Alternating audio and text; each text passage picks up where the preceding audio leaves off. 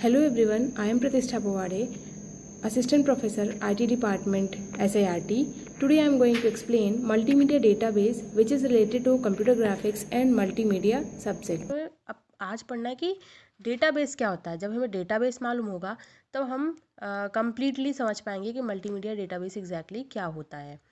तो डेटाबेस भी आप लोगों सभी को मालूम है कि ह्यूज अमाउंट ऑफ डेटा जहाँ पर स्टोर किया जाता है वो कहलाता है डेटाबेस। नॉर्मल डेटा क्या होता है? किसी भी टाइप की इंफॉर्मेशन, छोटी मोटी information, raw information, arrange data या फिर है ना, रॉ डेटा मतलब वही क्या जो अरेंज फॉर्म में ना हो, है ना। तो ये सभी को अगर एग्जैक्टली मिला दिया जाए तो और कहीं पर स्टोर कर दिया जाए लार्ज अमाउंट ऑफ डेटा तो कहलाता है डेटाबेस। अब वो टेबुलर फॉर्म में भी हो सकता है या किसी अदर फॉर्म में भी हो सकता है, ठीक है। तो यहाँ पर है मल्टीमीडिया डेटाबेस, ठीक है। तो पहला जो पॉइंट है, multimedia database are use to store multimedia data such as images, animation, audio, video along with text. मतलब कि मल्टीमीडिया डेटाबेस का यूज़ क्यों किया जाता है? क्योंकि जो मल्टीमीडिया के जो एलिमेंट्स हैं, कंपोनेंट्स हैं या उनका डेटा है, उनको स्टोर करने के लिए हमने मल्टीमीडिया डेटाबेस की ज़रूरत पड़ती है और इसलिए हम उसका यूज़ करते हैं। और वो मल्टीमीडिया डेटा क्या होते हैं? जैसे इमेजेस हैं, लार्ज अमाउंट ऑफ इमेजेस हो गई, एनिमेशंस हो गए, ऑडियोज़ हैं, वीडियोज़ हैं जिनका साइज़ बहुत बड़ा भी हो सकता है। इसके अलावा टेक्स्टुअल फॉर्म भी जो होता है, वो सारी चीज़ें आती हैं मल्टीमीडिया डेटा में, जिन्हें हम स्टोर करते हैं डेटाबेस में, तब उसे बोला जाता है मल्टीमीडिया डेटाबेस, ठीक है। जैसे मोबाइल में भी हो गया, आपके कंप्यूटर सिस्टम में भी हो गया। मोबाइल में आप देखो अलग अलग फाइल्स बन जाती हैं, वीडियो की फ़ाइल अलग बन जाती है, ऑडियो या फिर रिकॉर्डिंग की फ़ाइल अलग रहती है ना। व्हाट्सएप का जो डेटा आता है वो अलग स्टोर हो जाता है, कैमरे के थ्रू जो अपन फ़ोटो खींचते हैं वो डेटा अलग हो जाता है, अलग अलग फाइल में स्टोर हो जाता है ना। तो ये सब क्या है? मल्टीमीडिया का डेटा ही है जो अलग अलग फाइल्स में जाकर के स्टोर हो रहा है ना। तो नेक्स्ट पॉइंट क्या है? अब ये जो डेटा है, जैसे ऑडियो, वीडियो, एनिमेशन, इमेजेस और टेक्स्ट, है ना, तो ये ना किसी फॉर्म में रहेंगे। जैसे कि अगला पॉइंट लिखा हुआ है, this data is stored in the form of multiple file types like dot T X T for text, dot J P G for images, dot S W F for videos and dot M P three for audios. मतलब कि ये जो data multimedia data है, सबके अपने अपने खुद के फॉर्म्स होते हैं, सबकी फाइल्स होती हैं। कल ही मैंने बताया था कि एक्सटेंशन का यूज़ करते हैं किसी भी फाइल को स्टोर करने के लिए, सेव करने के लिए। बिना एक्सटेंशन के कोई भी फाइल सेव नहीं होती है। तो यहाँ पर मल्टीमीडिया डेटा के अलग अलग एक्सटेंशन, मतलब टेक्स्ट के लिए डॉट टी एक्स टी का यूज़ करते हैं, इमेजेस अगर सेव करना है तो डॉट जे पी जी का यूज़ किया जाता है, वीडियो सेव करना है तो डॉट एस डब्ल्यू एफ का यूज़ किया जाता है, और अगर ऑडियो है तो डॉट एम पी थ्री का यूज़ किया जाता है, ठीक है। अब देखो इन मल्टीमीडिया डेटाबेस के कुछ कंटेंट्स भी हैं। यहाँ पर देखते हैं कंटेंट्स ऑफ मल्टीमीडिया डेटा। जैसे पहला है मीडिया डेटा क्या होता है, मीडिया फॉर्मेट डेटा क्या होता है, मीडिया कीवर्ड डेटा क्या होता है, एंड मीडिया फीचर डेटा क्या होता है। तो पहला देखते हैं मल्टीमीडिया सॉरी मीडिया डेटा क्या होता है। This is the multimedia data that is stored in the database such as images, videos, audios, animation. Multimedia या मीडिया डेटा वही होता है जो आप पहले पढ़ चुके हो। Number of images, videos, audios, animations, ये सारे क्या कहलाते हैं? मीडिया डेटा जो कि मल्टीमीडिया डेटा का कंटेंट होता है। अगला है media format data.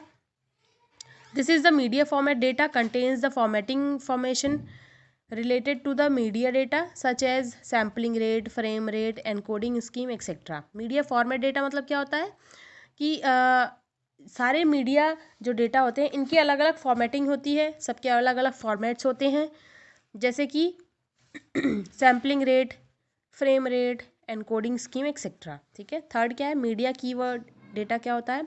This contains the keyword data related to the media in the database.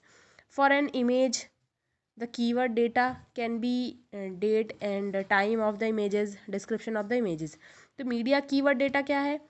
Media data मतलब वो सारे ऑडियो, वीडियो, टेक्स्ट सब, है ना। अब कीवर्ड डेटा इसमें अगर मिक्स कर दिया तो क्या बोलेंगे? जैसे इमेजेस के लिए कीवर्ड डेटा क्या होगा? डेट एंड टाइम, की किस डेट पे ये इमेज क्लिक की गई है, किस टाइम पे क्लिक की गई है, वो वाला डेटा, है ना। फिर उसका डिस्क्रिप्शन, इमेज का डिस्क्रिप्शन जो भी होगा वो सारा क्या कहलाएगा? Media keyword data. अगला क्या है? मीडिया फीचर डेटा, है ना। इसमें क्या लिखा हुआ है? It is describe the feature of media data. अब जो मीडिया डेटा आपने पढ़ा उसका फॉर्मेट भी कुछ देख लिया, कीवर्ड डेटा देख लिया उसका, अब फीचर क्या होगा, मतलब उसका डिस्क्रिप्शन क्या होना चाहिए, मतलब इमेज का एग्जैक्ट कलर क्या है ना, जो टेक्सचर यूज़ किया गया है वो इमेज का क्या है, ये सारी चीज़ों की इन्फॉर्मेशन हम रखते हैं मीडिया फीचर डेटा में। तो मल्टीमीडिया डेटाबेस के कुछ कंटेंट्स हैं जिसमें कि मैंने बताया मीडिया डेटा क्या होता है, मीडिया फॉर्मेट डेटा क्या होता है, मीडिया कीवर्ड डेटा क्या होता है, मीडिया फीचर डेटा क्या होता है। इसके अलावा मल्टीमीडिया डेटाबेस में कुछ चैलेंजेस भी हैं। जैसे फर्स्ट चैलेंज क्या है, multimedia database contains data in the large type of formats, पता है जो भी टेक्स्ट होगा, जो भी वीडियोज़ हैं, जो भी ऑडियोज़ हैं, उन सब का साइज़ बहुत लार्ज होता है, तो उनको अपलोड करने में भी डिफ़िकल्टी होती है, और मान लो अपलोड हो भी जाते हैं तो एक फॉर्मेट से दूसरे फॉर्मेट में कन्वर्ट करने में बहुत ज़्यादा टाइम लगता है, बहुत डिफ़िकल्टी होती है। तो फर्स्ट चैलेंज है मल्टीमीडिया डेटाबेस का कि एक फॉर्मेट को दूसरे फॉर्मेट में कन्वर्ट करने में डिफ़िकल्टीज़ होती है। तो ये डिफ़िकल्टी जो है ये सबसे पहला चैलेंज है हमारा। दूसरा है the multimedia requires a large size as the multimedia data in quite large and needs to be stored successfully in the database. मतलब कि मल्टीमीडिया डेटाबेस को ज़रूरत होती है लार्ज साइज़ की, क्योंकि जो हमारा मल्टीमीडिया डेटा है वो बहुत ही लार्ज साइज़ का होता है। जैसे वीडियोज़ हैं, कई बहुत बड़े होते हैं, ऑडियोज़ बहुत बड़े होते हैं, टेक्स्टुअल फॉर्मेट और डॉक्यूमेंट्स होते हैं वो काफ़ी बड़े होते हैं। तो इसके लिए डेटाबेस का बड़ा होना बहुत ही ज़रूरी है। अगर छोटा है तो कहीं ना कहीं स्पेस की प्रॉब्लम होगी।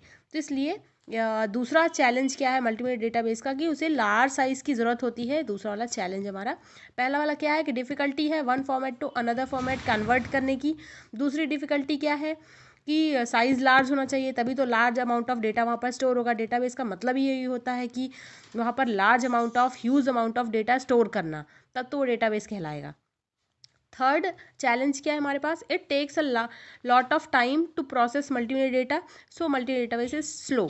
ठीक है, अब मान लीजिए साइज़ भी हमारे पास, तो जब हम उसको अपलोड करते हैं तो बहुत स्लो होगा, स्लोली अगर अपलोड होगा तो बहुत लार्ज अमाउंट ऑफ टाइम लगेगा उसमें। ठीक है, तो ये थर्ड हमारा चैलेंज है। पहला वाला चैलेंज है कि कन्वर्ट करने में डिफ़िकल्टी होती है one format to another format. दूसरी की कि अगर लार्ज अमाउंट ऑफ डेटा है तो स्टोर करने के लिए डेटाबेस का भी साइज़ लार्ज होना चाहिए। एंड थर्ड चैलेंज हमारा है कि लॉट ऑफ टाइम लगता है, मतलब मल्टीमीडिया डेटा बहुत स्लो है ना। कुछ अब इसमें कुछ ऐसे चेंजेस करने होंगे कि हमारे सॉफ्टवेयर फास्ट हो जाए, इजीली अपलोड हो जाए, फास्टली अपलोड हो जाए, जिससे कि लार्ज अमाउंट ऑफ डेटा हम डेटाबेस में स्टोर कर सकें। ठीक है, तो अगर इस टॉपिक में आपको कभी कोई प्रॉब्लम हो तो आप कमेंट सेक्शन में मेंशन करिए, मैं उसको सॉल्व कर दूंगी। Okay, thank you.